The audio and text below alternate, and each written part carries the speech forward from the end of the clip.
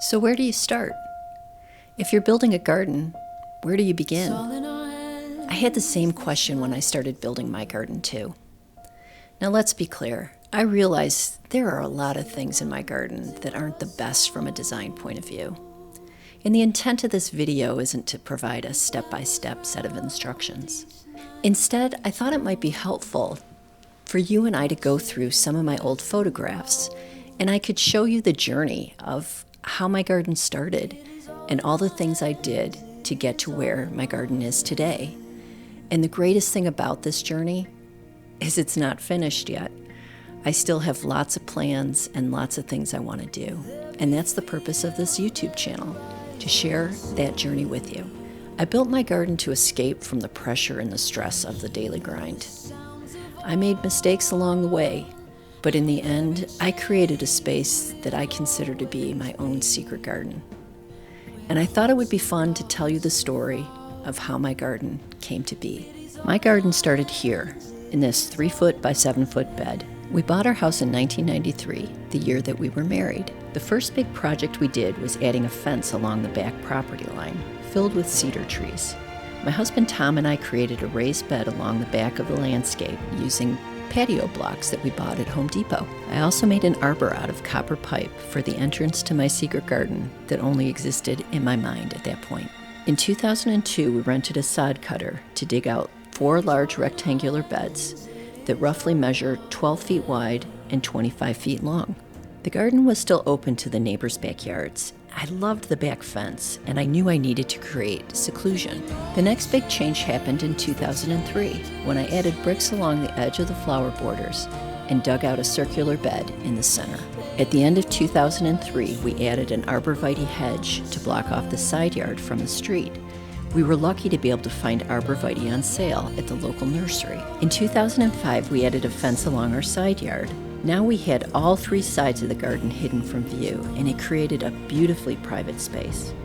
And through each season, I would just keep adding more plants. Some were purchased and some were from friends. By 2009, the original deck was pretty rotted, so Tom came up with the idea to extend the deck along the entire back of the house, and we built that deck together. I kept dividing up the lamb's ears plants that I had, and I was so excited to be able to have enough plants to edge all 4 of the rectangular flower beds. I also planted junipers in the center of the beds, but those trees hated the wet soil, and the next season I had to replace them with arborvitae. I ended up removing the lamb's ear edging because it grew too fast to keep up with, and I also planted boxwood in the circular border. Each season I would continue to goof around with different color schemes and just worked on understanding how to grow plants. The biggest changes happened in my garden in 2010. I found out I could buy some Boxwood shrub liners and saved up enough money so that I could line each of the 4 flower beds with boxwood. By this time, I had visited a few gardens in the UK, and I was determined to figure out how to divide up the backyard into sections. The garden designer Penelope Hobhouse always said to create a garden that you couldn't see all in one look,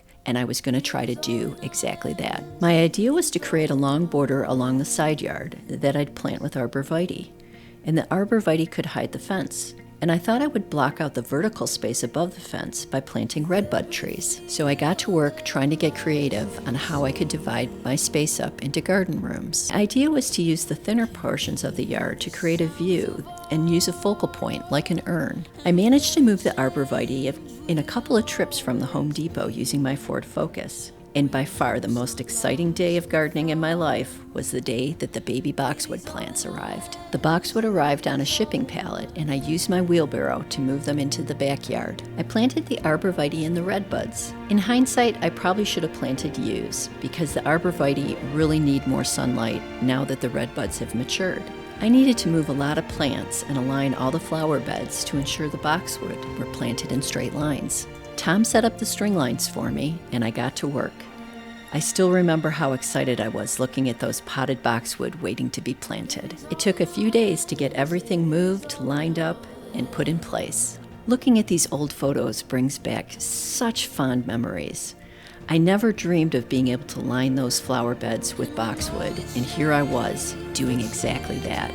I was in love with those shrub liners, and I was amazed at how big they actually looked. My garden vision was finally starting to take shape, and the plants started filling in, and as the plants grew, the garden started feeling more and more like my own secret garden. It was great to see all those beautiful flowers, and Tom was so excited for me because he knew this was such a big dream. It was exciting to goof around with the flowers and to see what you could do in the borders. It was just great watching everything grow and everything fill out, and I was just falling in love with that special little secret garden. The redbud trees just kept getting bigger, and then the border started getting more shady, and I got to move plants around to keep everything happy. I found 3 standard form Rosa Sharon trees on a super sale at the end of the season and planted them along the side yard. And somewhere around 2015, I added a fountain in the center of the garden. Buying the fountain was a complete accident. We got it at a local garden center when they were selling off their display fountains at the end of the season. I couldn't believe our good fortune. I've always dreamed of having the sound of water in my garden. The redbud trees ended up being such an important design element in the garden. They're filled with beautiful blooms in the spring and create so much seclusion during the summertime. And I kept adding little touches to the garden as I could. I added arbors and vines. And in 2016, I found a beautiful statue of the Virgin Mary, and I decided to create a Mary garden. We placed the statue to line up with the end of the border along the arborvitae hedge. I needed to redo the border that was in place so that everything lined up. And I added a curved section that I planted with arborvitae to create a small little room. I lined the large rectangular bed with some bricks to match the rest of the garden border. It wasn't until 2018 when we made the biggest change ever.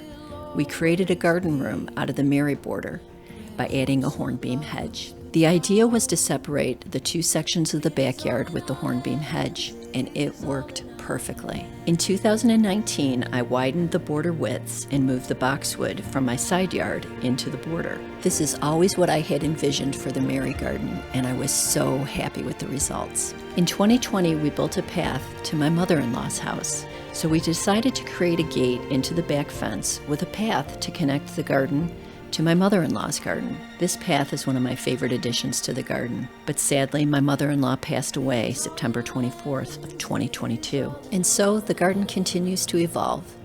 That's the best thing about gardening. Your journey is never finished. There's always something new to do and something great to look forward to. Thanks so much for joining me on the story of how my garden started. This season, I've got big plans for the front garden, and I hope you'll join me. That's it for this video. Cheers, friends. I'll see you in the next one.